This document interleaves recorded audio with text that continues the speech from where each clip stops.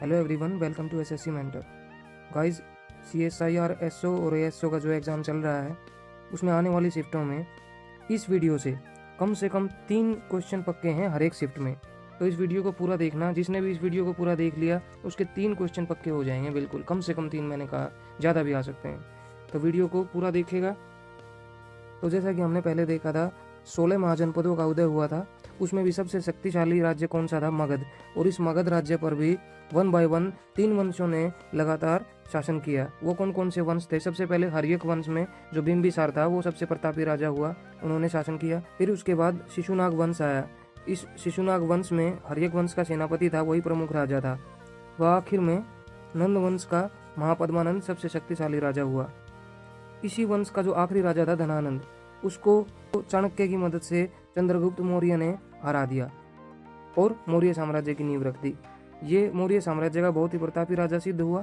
वह अखंड भारत की नींव रख दी, यानी कि उसने लगभग सारा भारत कैप्चर कर लिया था। चंद्रगुप्त मौर्य ने 322 बीसी से लेके 297 बीसी तक संपूर्ण भारत के सिंहासन पर राज किया। तो बहुत ही फेमस रूलर हुए चंद्रगुप्त मौर्य। चंद्रगुप्त मौर्य के बाद आए बिंदुसार। इन्होंने 297 बीसी से लेके 273 बीसवी तक शासन किया। ये बिंदुसार कौन थे? ये चंद्रगुप्त मौर्य के पुत्र थे और उनके अधिकारी बने। इनको अमित्र घात की संज्ञा दी गई और इनको सिंह सेन भी कहा गया है। इन्होंने क्या किया? दक्षिणी भारत को अपने राज्य में मिला लिया, मगध में। और तक्षशिला के 2 विद्रोह हुए थे इनके शासनकाल में। और इन्हीं विद्रोह को दबाने के लिए इन्होंने सबसे पहले अशोक को भेजा और दूसरी बार अपने पुत्र सुसेन को भेजा विद्रोह को दबाने के लिए। गाइस, 273 बीसी में इनकी मृत्यु हो गई। बिंदुसार के बाद आए अशोक। अशोक ने 269 बीसी से लेके 232 बीसी तक शासन किया। आप देखोगे कि बिंदुसार की मृत्यु हो गई थी 273 बीसी में, लेकिन अशोक सिंहासन पर बैठते हैं 269 बीसी में, यानी कि ये 4 साल के बाद बैठते हैं। तो अशोक कौन थे? बिंदुसार के बेटे थे। 4 साल गृह युद्ध में होने के कारण इनका वास्तविक राज्याभिषेक 269 बीसी में हुआ था। ऐसा माना जाता है कि इन्होंने अपने 99 ब्रदर्स को किल कर दिया था किंगडम प्राप्त करने के लिए। कुछ ग्रंथों के अनुसार ऐसा बोला जाता है। अशोक ने कश्मीर व अफगानिस्तान को अपने राज्य में मिला लिया, यानी कि आप देखोगे कि अब तक ये प्रोग्रेस किए जा रहे थे।